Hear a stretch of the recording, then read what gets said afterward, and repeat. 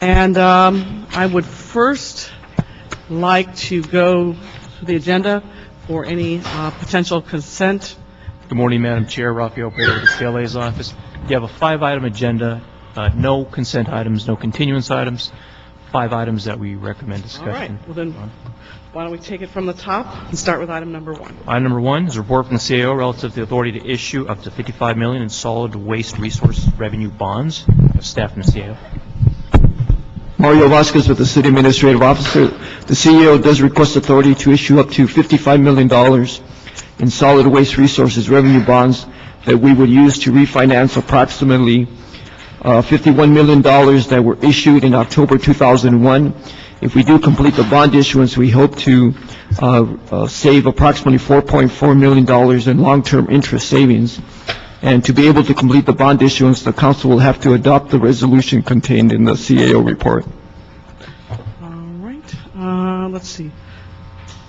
Just for a quick synopsis, will the money from the revenue fund be sufficient to pay for the debt service of this bond without limiting other programs the fund supports? That would be correct. In fact, this would result in some savings to the program. And how does that impact this particular bond sale? How does that translate into something beneficial for city residents? Since it's a savings. Correct. The department may want to speak on it, but since the revenues support the debt service and now we have less debt service, there would be some excess revenues that haven't been appropriated or budgeted, and the department may want to speak on that. Good morning, Councilmember Perry. Alex Halou for the Bureau of Sanitation. This bond will help us purchase clean fuel vehicles that will be operating in the South Los Angeles area as well as North Central. It will also help us do construction and CIP programs as well as purchase containers. The savings that the CAO spoke of will help us contain our budget. Currently, we're charging city residents $36.32. So the more savings we have, the longer we can go without having to do rate adjustments. So this is really, it's a win-win situation for the program, and this is a 2-year bond. So this way it can help us maintain our programs for 2 years without having to issue another bond. We used to issue one every year. This one, combining it into a 2-year bond plus refinancing, it's a win-win for the Bureau as well as the city of Los Angeles residents. All right. We don't have a quorum at the committee, so I will move it. You can do a communication. Yeah, just to move it to council as a communication. Okay. And Councilwoman, for your information, since we would try to get this bond issuance done as quickly as possible to take advantage of lower interest rates, Council's not in session next week. We would ask that the committee consider moving this to Council on Friday. Is that possible? The Council President's office would have to okay that for a special agenda. Why don't you make a request and see if we can try and get that on there, maybe on a supplemental, if it's not too late. We'll make Okay. a request. Thank you. Thank you. Thank you. All right, on to item number 2. Item number 2 is a report from Bureau of Sanitation relative to the authority to submit the Ballona Creek Bacteria TMDL implementation plan to the Water Board. All right.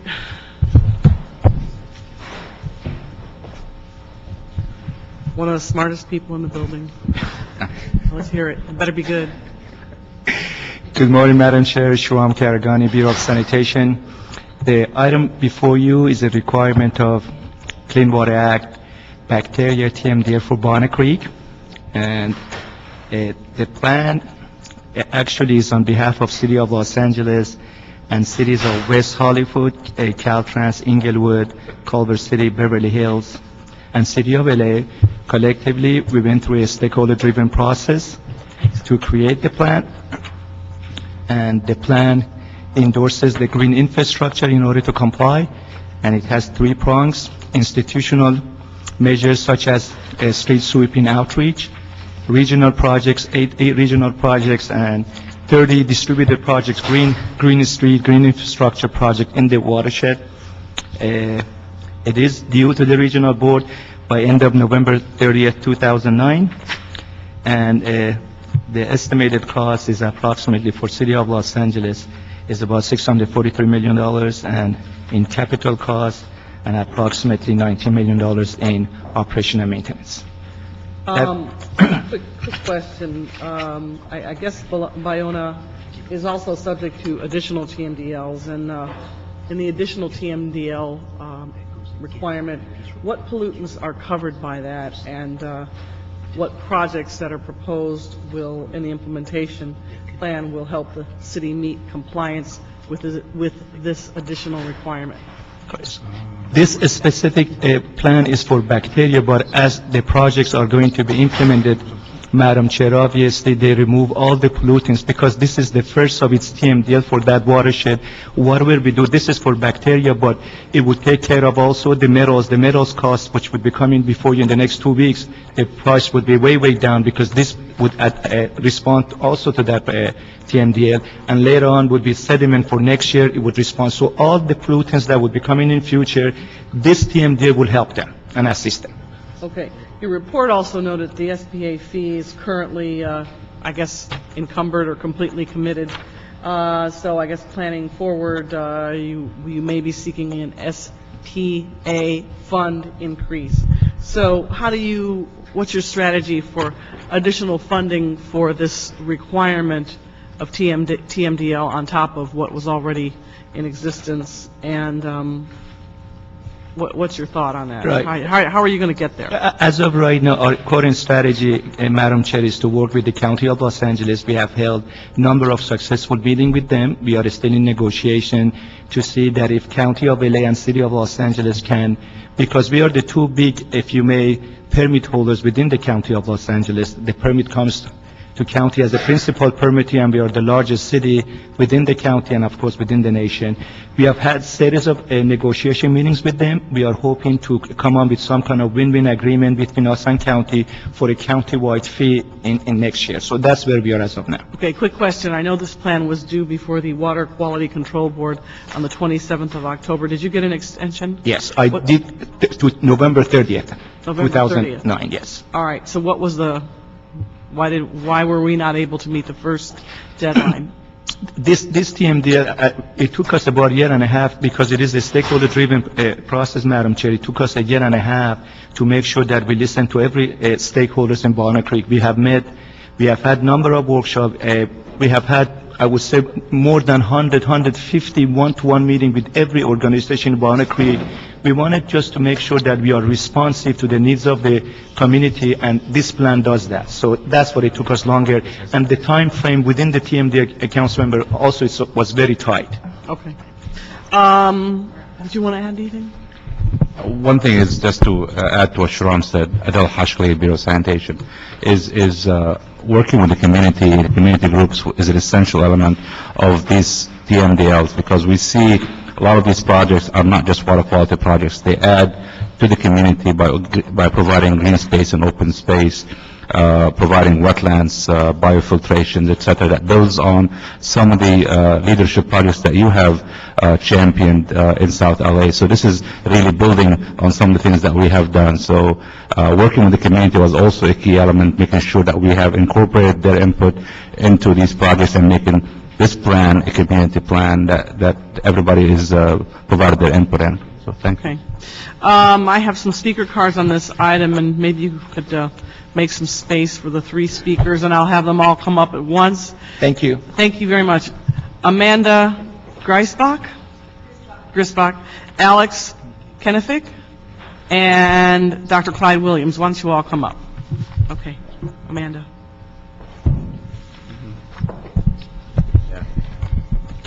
Thank you. My name is Amanda Griesbach, and I am a microbiologist for Heal the Bay. Thank you for providing me the opportunity to speak here today. In general, Heal the Bay is supportive of the proposed implementation plan for Bayona Creek bacterial TMDLs. There are many positive elements to this implementation plan. First, as an overarching guidance, and the implementation plan uses the City of Los Angeles Water Quality Compliance Master Plan for Urban Runoff. This master plan is key to meeting TMDLs in the city, and Heal the Bay was very involved in its development. We hope that Council approves this plan in the near future. Second, the implementation plan relies on the Los Angeles County-wide structural BMP prioritization analysis tool as the means for identifying potential BMP locations and types for implementation. Heal the Bay was a partner in developing this tool and is very supportive of this approach. Also, the plan demonstrates a natural solution to meeting a required TMDL. For example, a green infrastructure approach is utilized, which looks to maximize the capture and infiltration of rainwater. This leads to supplementary advantages of this plan, including infiltration of stormwater runoff, as well as groundwater recharge, in addition to a reduction of urban runoff pollutants other than bacteria. Finally, staff did an excellent job in reaching out to the community to get stakeholder input in selecting projects. They drew on community knowledge to develop the most effective projects. In summary, Turn around, look behind you. Okay. in summary, we urge the committee to move forward this plan implementation plan. We want to thank the staff for their work on this, especially Sharam and his staff, Reza Ironpour, and his team.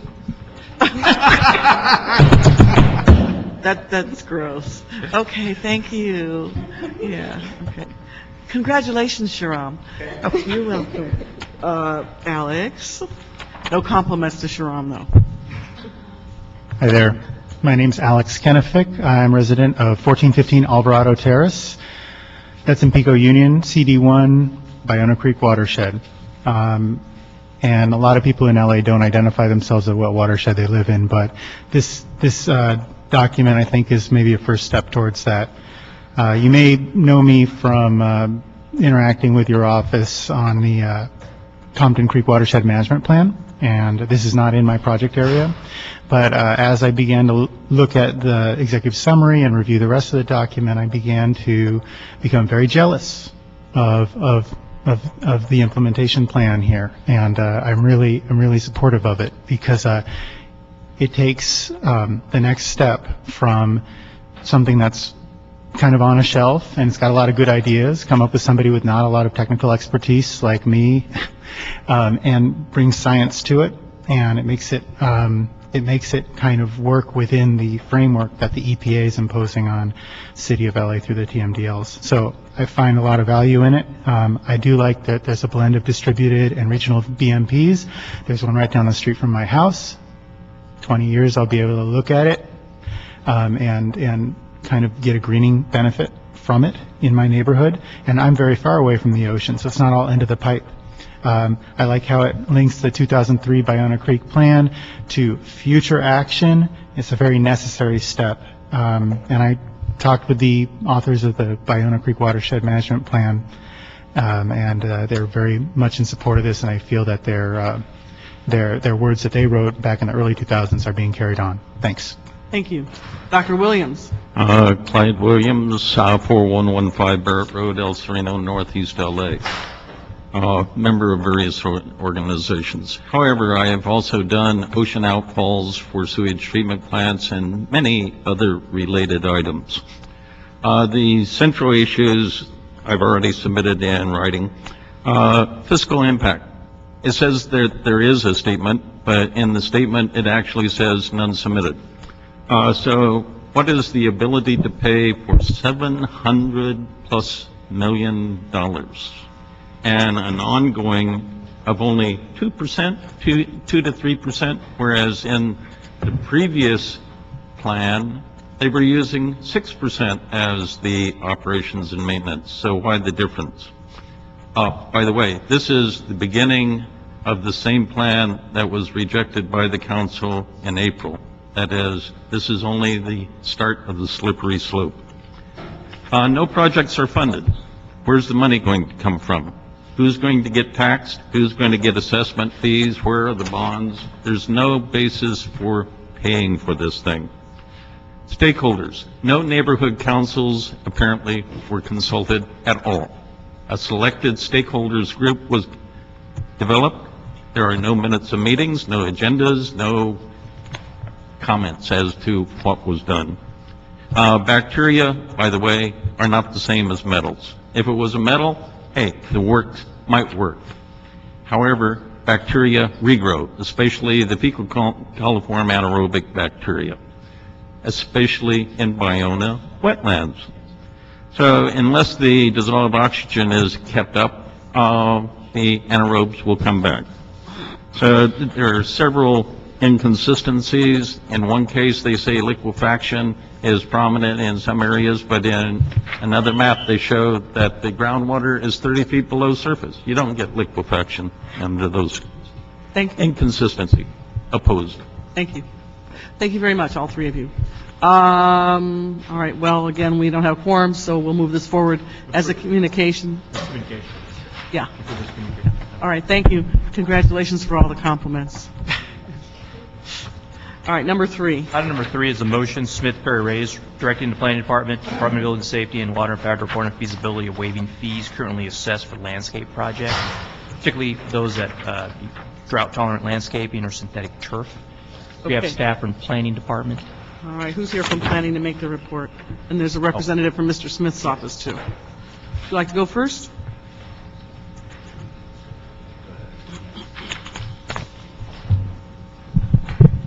Good morning, council member. I think Shram's a great person too. But I would like to start off by saying thank you for coming to our event the other week. That meant a lot to my boss, so therefore it meant a lot to me. My name is John Lee. I'm from Councilmember Smith's office, the author of this motion. We're just here today to ask that the committee not only move the motion, but request that the departments report back in 30 days to help move this along. Like many residents throughout the city, constituents in CD12 are trying to do their part for water conservation, and putting in drought-tolerant plants has a significant benefit to our city, and I think we believe that we should be removing all impediments towards reaching that goal, such as permit fees and other things that are involved with that. So we just urge that this committee move this motion. Thank you. All right, Mr. LeGrand. Mike LeGrand, Department of City Planning, Chief Zone Administrator.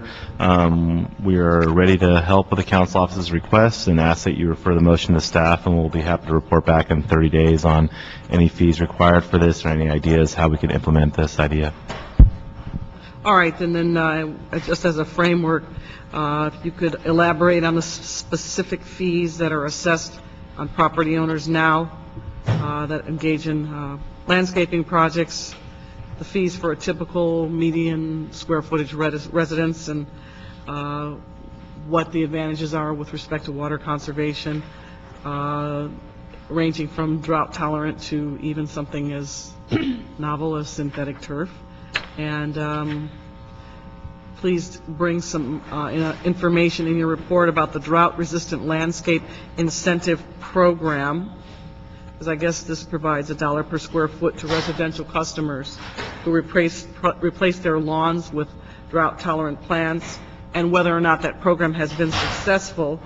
And if you can do an analysis, whether or not the water conservation program has been helped or hindered by planning fees in terms of an incentive or a disincentive, and just the general status from the department's perspective on the current water conservation efforts. The city's been under Phase 3 water restrictions since early summer, and whether or not under Phase 3 the department perceives this to be effective. So with that, and I'd also like to note that Mr. Cardenas has joined us, although we still don't have a quorum. And we do have one card, unless Mr. Cardenas, we're 9 and 3. Dr. Williams is here. Did you want to also add anything?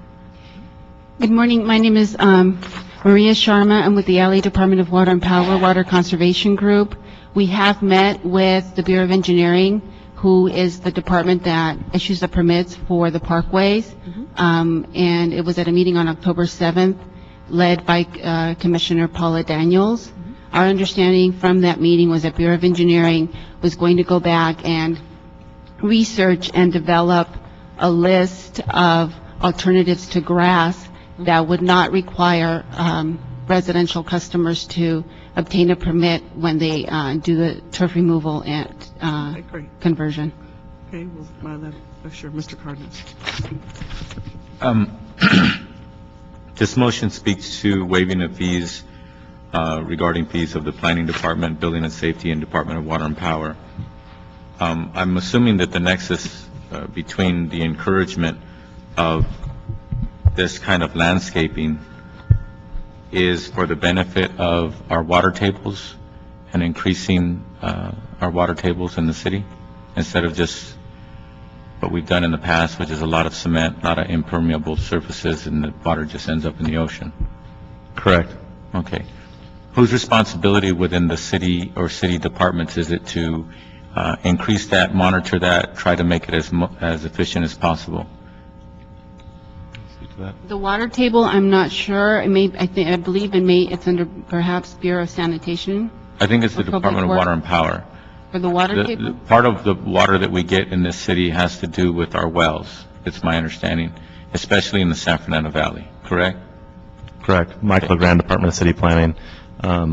Although we do feel the responsibility lies with Department of Water and Power as well as other agencies, we're Sure. happy to kind of coordinate that effort because we all have the same goal as you do to. But for example, the water tables underneath the city of Los Angeles, I assume, are owned by the city as well, right? So therefore, when the water goes into the ground and it makes it into that table, lo and behold, that water is available to us for usage, correct? Correct. Okay, so the point of my question is, first I would like to clarify, the benefit to the responsible agency or department is mainly the Department of Water and Power. Obviously, there's residual benefits, period. We want to encourage water conservation, want to encourage better practices of how we use our surfaces, et cetera, correct? Let there be no doubt, the department, I can see you, but they're recording it, so you need to mention your name. I'm Dave Freeman, the interim general manager of the Department of Water and Power, and we're completely responsible for water supply in the city. There you go. Okay, that being the case, what I'd like to know is if we could check with the Department of Water and Power and our city attorney's office to see if there's a nexus and an ability for the fees that are being waived by the planning department and building and safety, et cetera, in these cases, if that can be reimbursed by the Department of Water and Power because it's actually benefiting their purpose. We'll be glad to look into that, but over and above that, we need, in my view, to increase the incentives for people to, remove grass and go to native plants and things like that, and so that we're in the process of combining our energy efficiency with our water efficiency into one coherent unit, and I think we will be taking a fresh look at what we're offering people to make that transition, because we're in a permanent drought in terms of water supply. Mm-hmm. For example, the San Fernando Valley is a desert, and the rest of Los Angeles, most of it is no exception to that category. It just doesn't look like it because we filled it up with buildings and houses and streets and roads and everything else. You're absolutely right. And if you look to the east of us, you look at Nevada, Las Vegas is a perfect example. They not only encourage, they actually, my understanding, pay for people to pull out their turf and actually put water-resistant plants and things of that nature, correct? Cash for grass. Yeah, okay. Well, we have those stores here as well, but that's a different story for another committee. All right, okay. But when it comes to water, if we could make that a report back Okay, you want to do that? from the Department of Water and Power and the City Attorney's Office. Okay, All thank you. right. Would you, Mr. CLA, get that? Okay, great. And then schedule that back. Okay. We'll still move this forward as a communication since we don't have Dr. Williams. One last question. I'm sorry, one last question.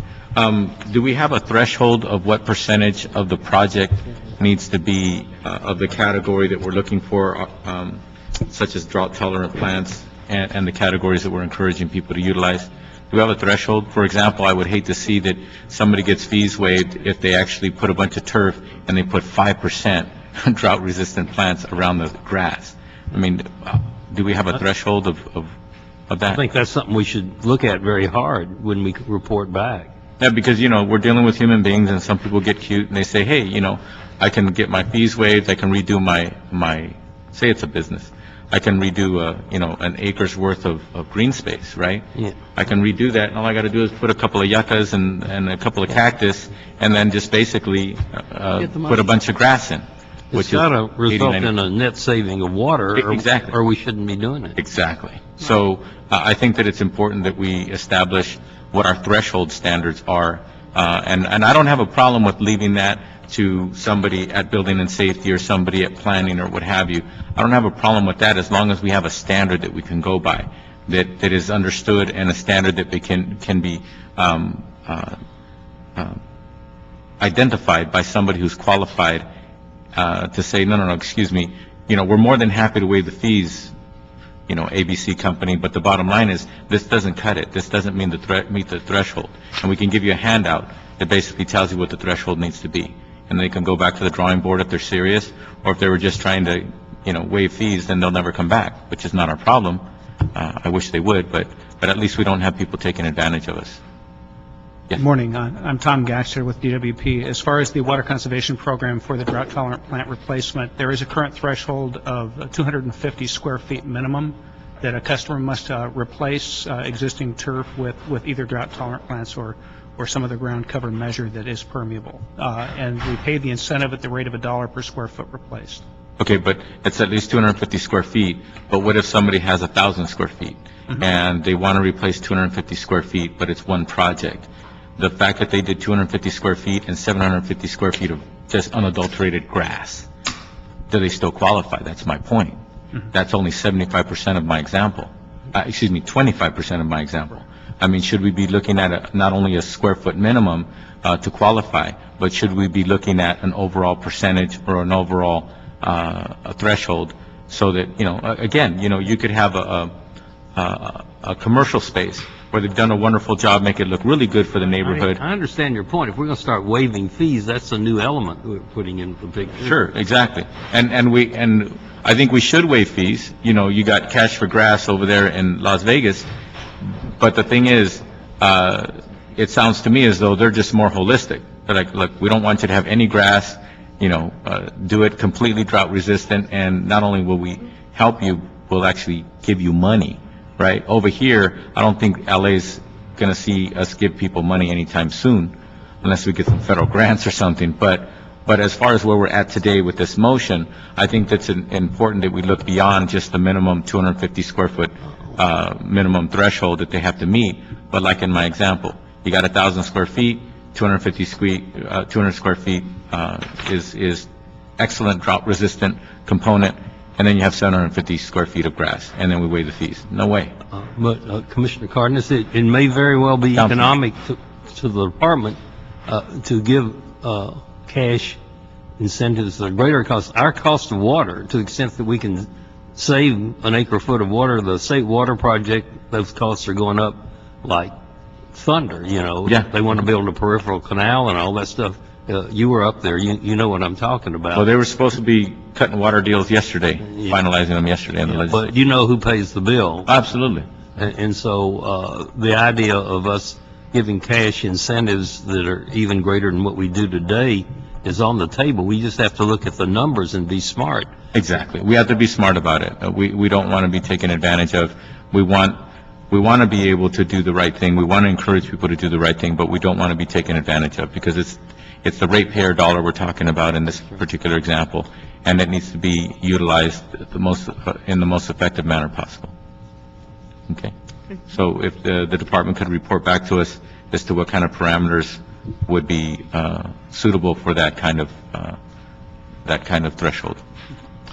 Great. Thank All you, right. Madam Chair. Great. You want that back in 30 days also?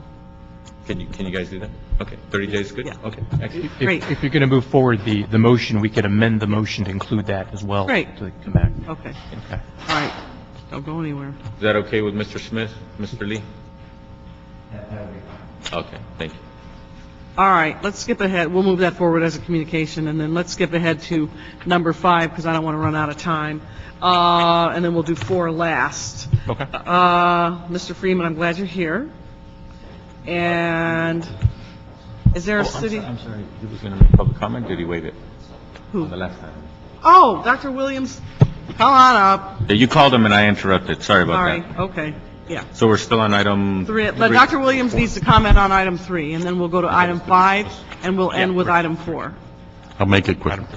Currently, the DWP's requirements for doing this sort of thing for the individual resident is onerous, to say the least. You have to do all sorts of documentation in order to justify a 15% rebate.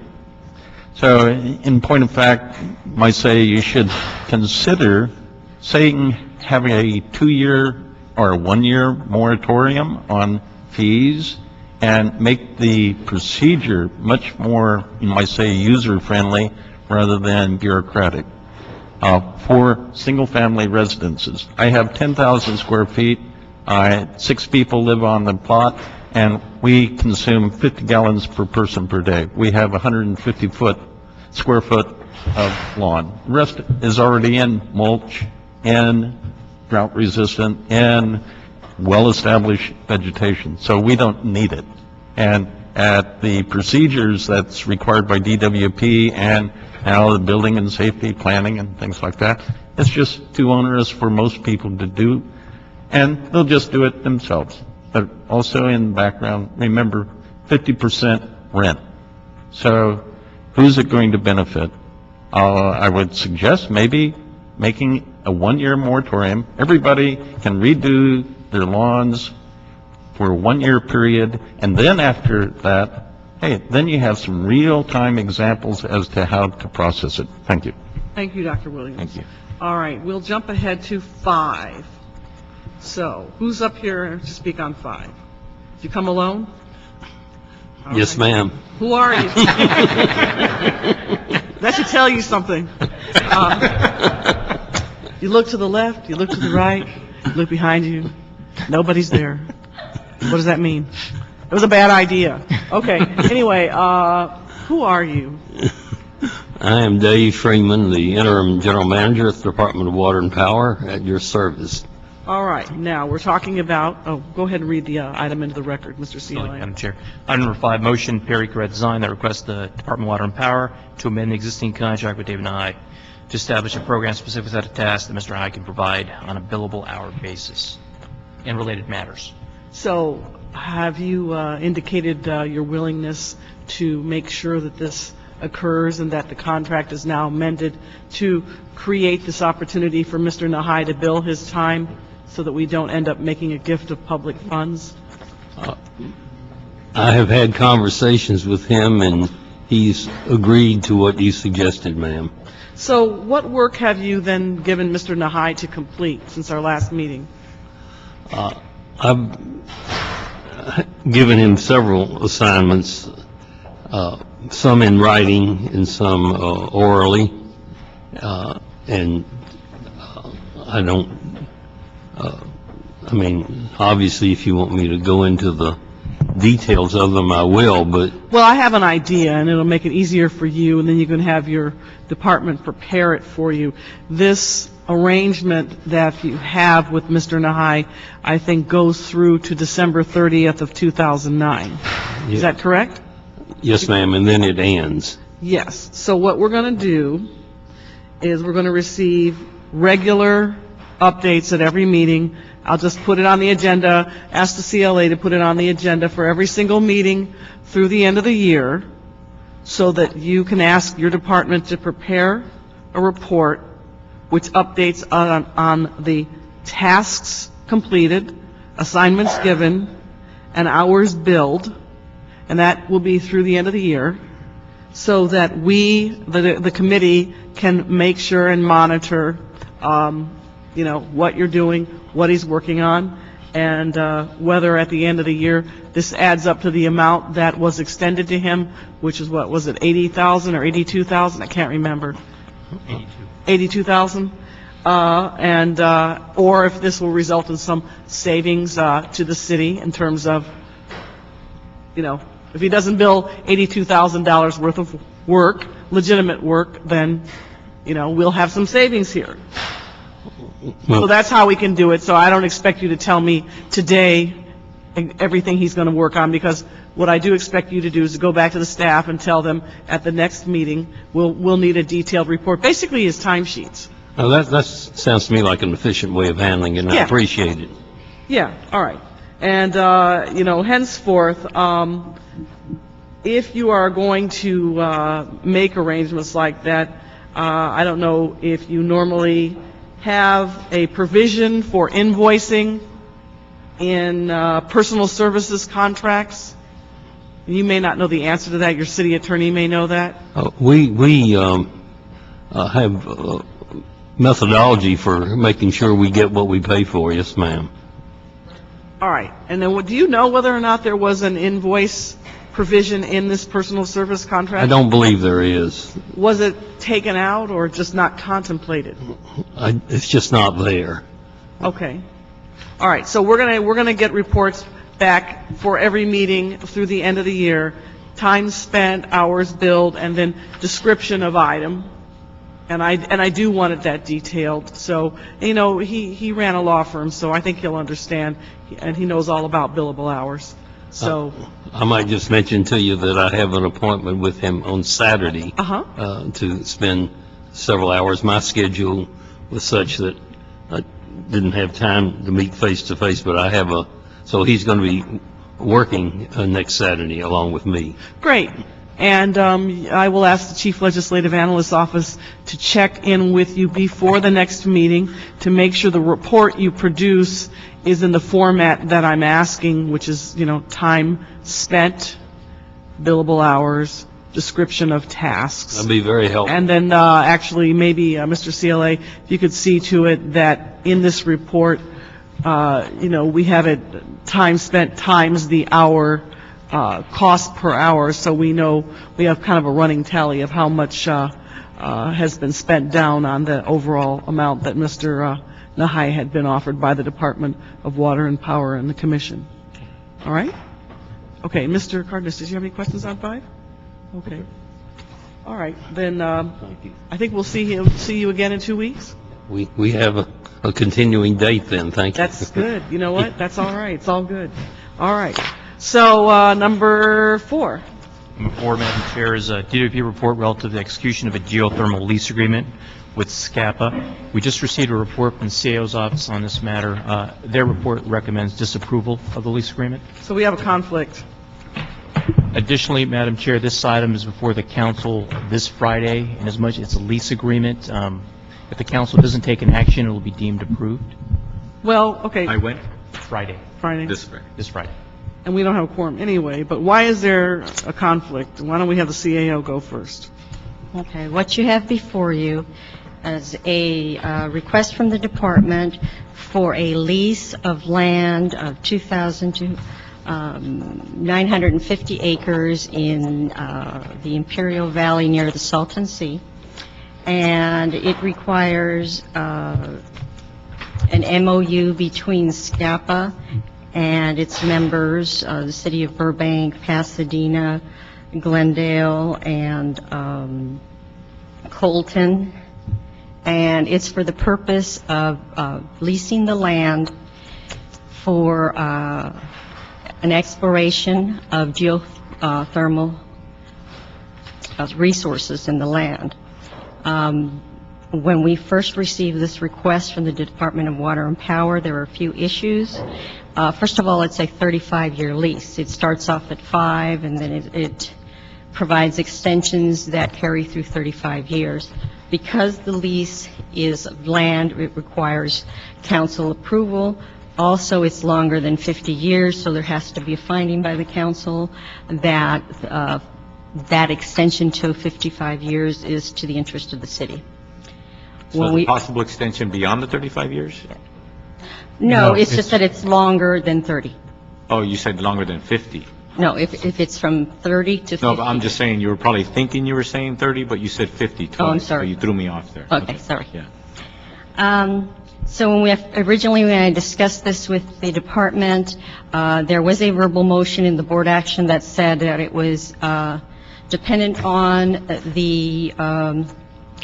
the discussion of the MOU because it was still under negotiations with SCAPA and the city participant cities, and it had not been approved as of the time that the board took its action. It came down to the CAO already on the time clock. It is on the clock once the city receives it from the board.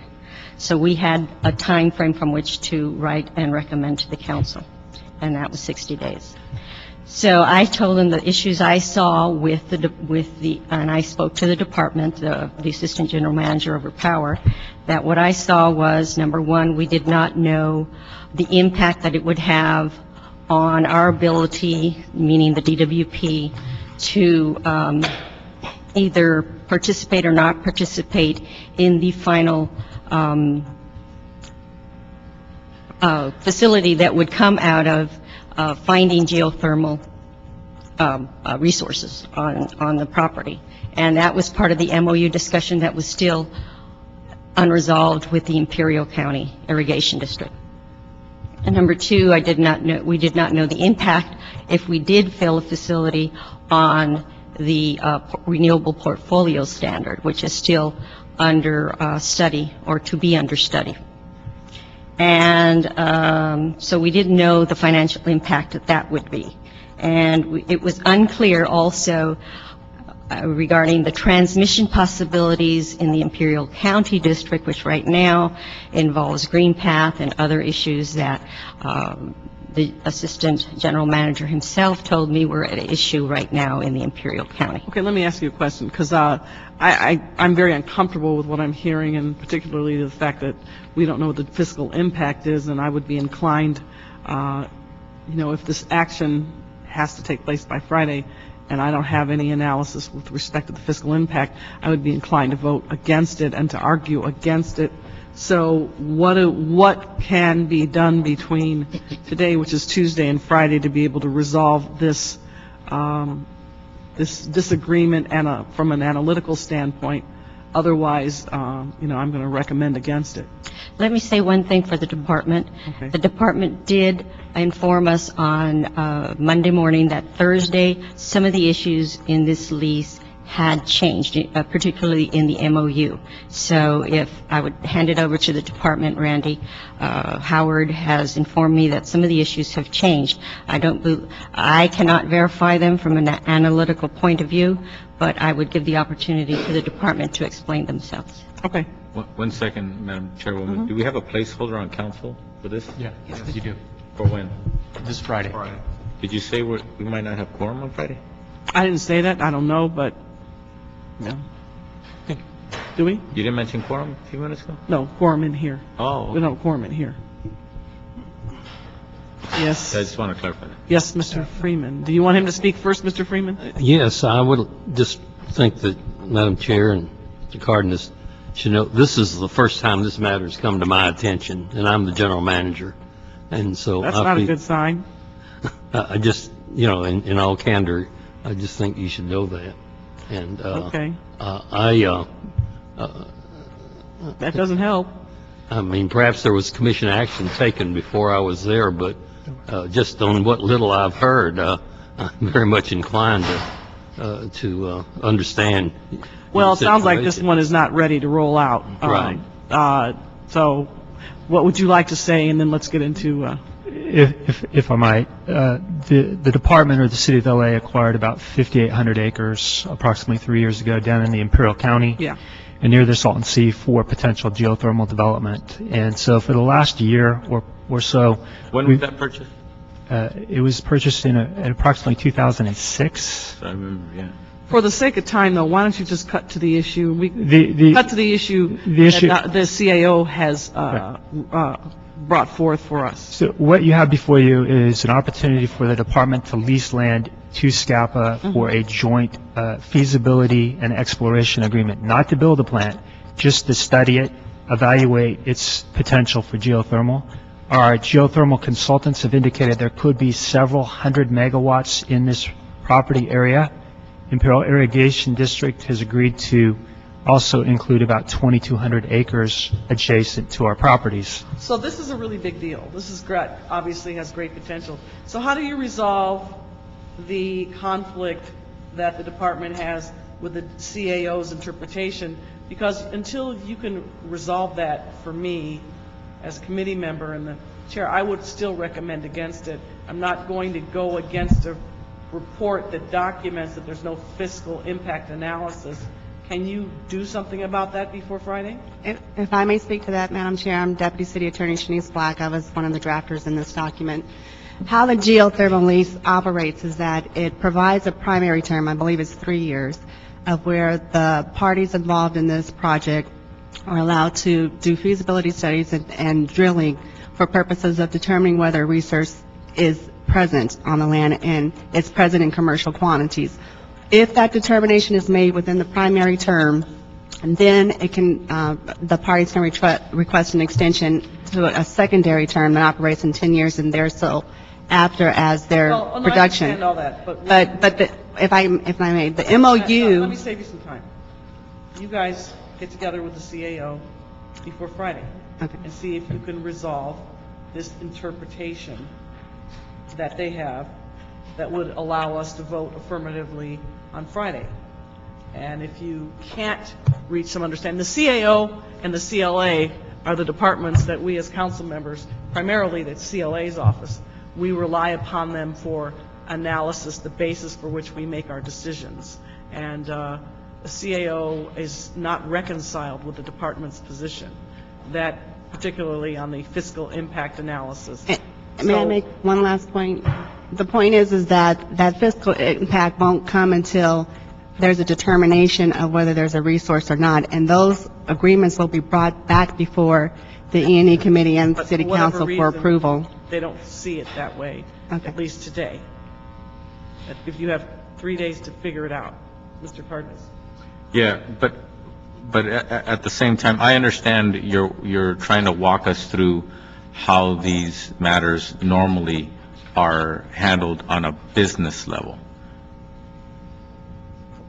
But at the same time, what I don't understand is why the board voted on, the DWP board voted on something when the parties to SCAPA, the minority parties, aren't we the majority party in SCAPA? That's DWP? correct. Yeah, we're kind of dealing with ourselves on this one. But we have partners in SCAPA that make up SCAPA. And it's my understanding, as it was explained a few minutes ago, that these other parties hadn't even reconciled whether or not they were good to go on this thing. Let me explain. The Board of Commissioners did approve a memorandum of understanding with all of the parties. The MOU was completed.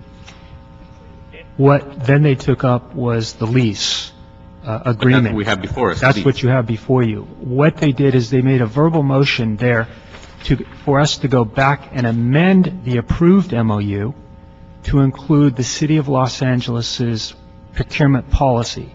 So because we are the largest participant, they said, let's use the city's procurement policy. So we had to go back and renegotiate the MOU to include that. That now has been completed.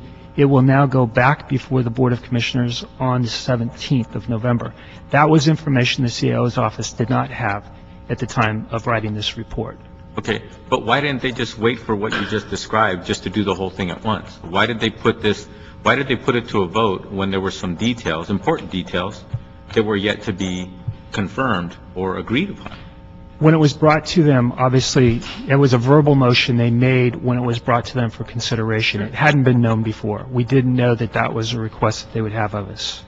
So they approved it subject to us going back, renegotiating the MOU to include this additional term. That's now been completed. But my point is they could have also instructed staff, they could have held it at the board level, instructed staff to come and complete the other matters and then bring it for a vote later. But they didn't. But see, that's the part that I don't understand.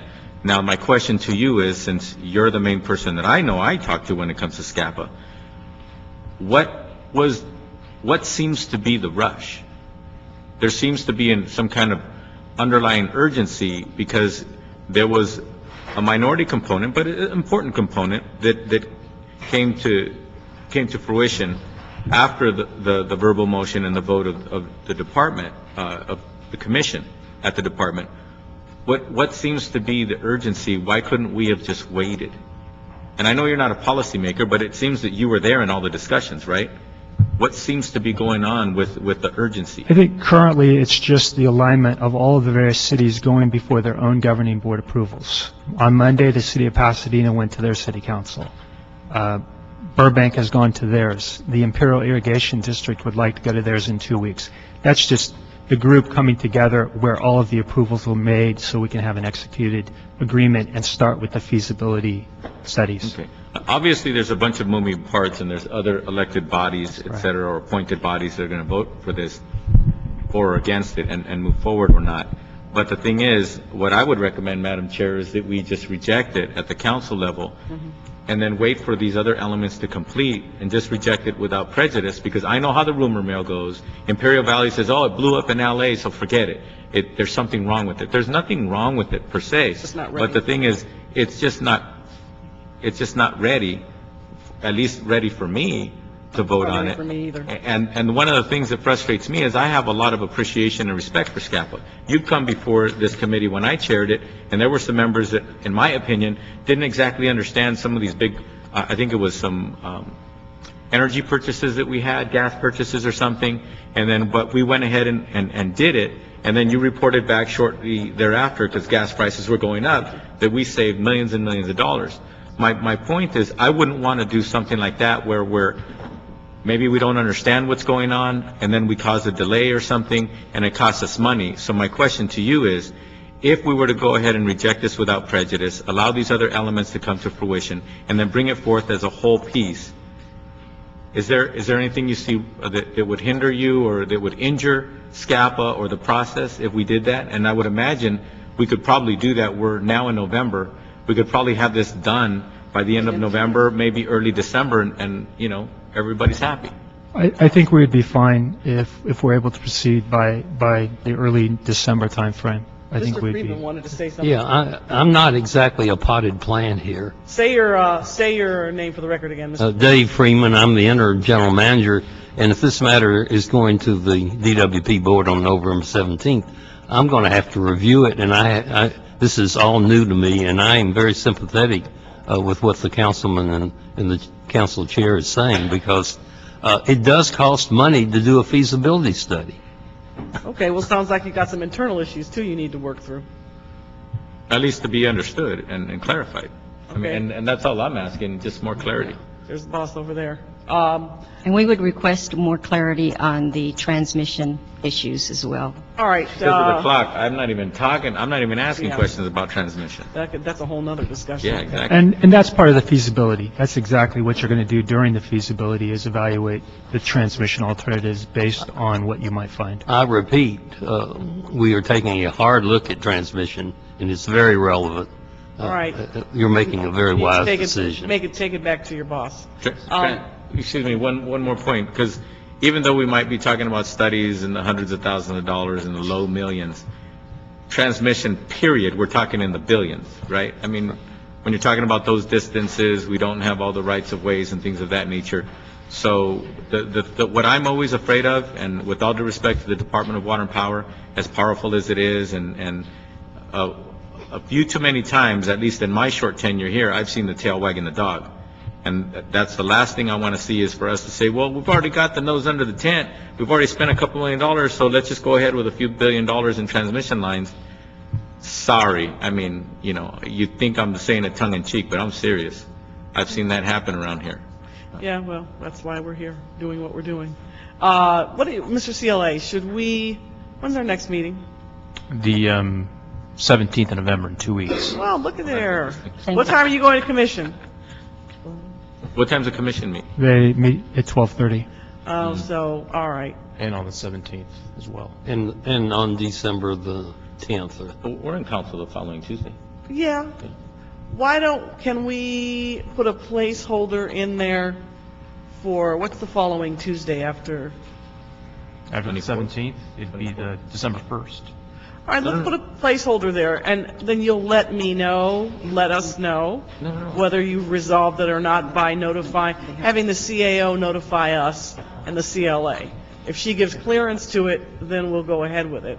Otherwise, it's down the tubes. Okay? All right, thanks. And Dr. Williams, you want to speak on this? Dr. Williams? On number 4.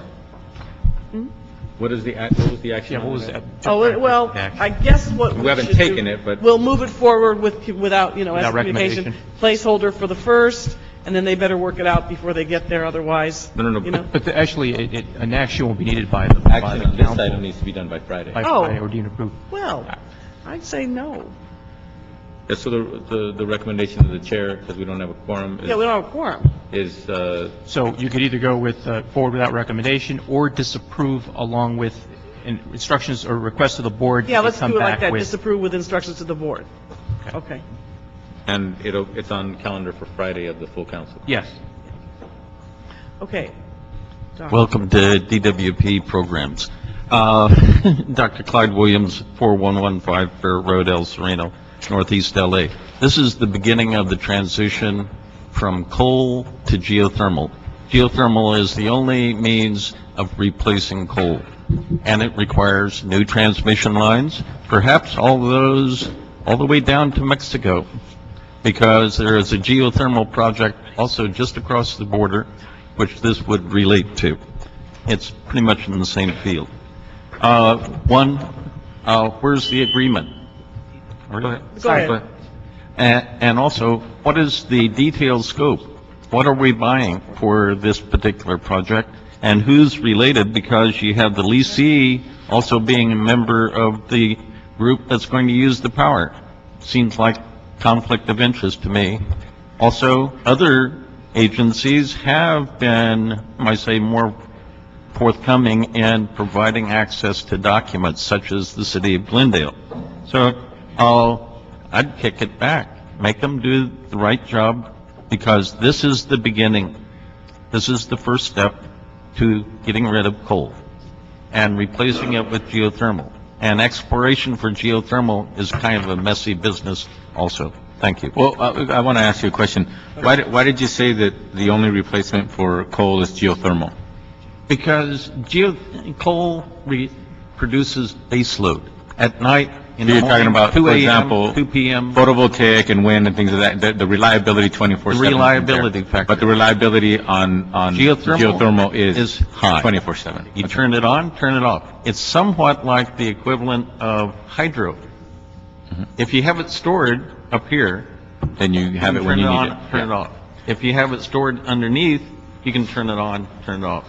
Also, just to clarify for the record, for those people who are listening to you, there really isn't a conflict of interest per se when it comes to the leasee and the leaseor being a party to both. It happens all the time. Yeah. You have a doctor who owns a building, but he has a practice, and then he actually leases from the entity that actually he has the documentation of the building under. But it just makes it interesting. That's all. But it's not a conflict of interest. Well, that goes back to the agreement. I've seen a lot of public-private partnership contracts. I've prepared a few in my day, and it depends on who's negotiating. Sure. Thank you, Thank you. Dr. Williams. Okay, that marks the end. Yeah, marks the end of the agenda. Dr. One more public comment. No, he's going to, two. Yeah, he was just commenting. Okay, Mr. Matsui and Dr. Williams, was that your public comment, Dr. Williams? Madam Chair, with respect to item number 4, would you like a placeholder on that item for this committee, assuming that the board does act on the geothermal lease agreement on the 17th, for this committee to consider that full agreement, whatever they send over? At the subsequent Yes, meeting? yes. Subsequent meeting? Yes. On the 24th. On the 24th of November, That's fine. assuming. That'll be fine. And hopefully they'll be ready, but this was their I'll be- request. Yeah. So I'm So- expecting that they'll be prepared. So the recommendation would be to disapprove this Friday That's with correct. instructions to the board or request to the board, and then assuming they approve the following week, then the following week after that, the committee considers. Correct. It again. Okay. You're listening. All right, Mr. Matsui and then Dr. Williams. And that, we are now in public comment period. We've reached the end of our agenda, so either one of you is free to comment on items that are not on the agenda. Madam Chair, Councilman Cardenas,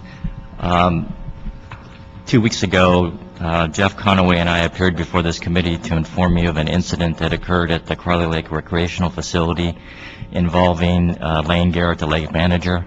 I believe at that time you directed Water and Power to report back to this committee, and I think you gave it about a 2-week time frame. So I'm just here this morning to find out what the status is of that inquiry. So you filed a formal inquiry? I didn't. It was all a result of the meeting 2 weeks ago where I believe Mr. Freeman's staff indicated that they would come back in 2 weeks to report on that incident. Do you have some information you can give Mr. Matsui? Yeah. Wendy Yancey, Water and Power. They are actually completing their investigation of the incident, and they will have something to us within the next couple of weeks. Okay, then we'll put it on the next agenda for the next meeting and make it an agendized item. Thank you very much. Thank you. Thank you for reminding us. Dr. Williams? It's related to stormwater, but overall, remember in April, there was a submittal from the Board of Public Works regarding the overall tax assessment for all of LA for stormwater. What you saw today was just the first, might say, element of that. I would highly recommend that you require the Board of Public Works to provide you with a full report for all of the basins showing how Bayona and others are integrated into that and how we're going to pay for it. Because their previous estimate was $8 billion with $500 million a year for operations and maintenance. So, thank you. Thank you very much. Let's That go. marks the end of our public comment period, the end of our agenda, and the meeting is adjourned.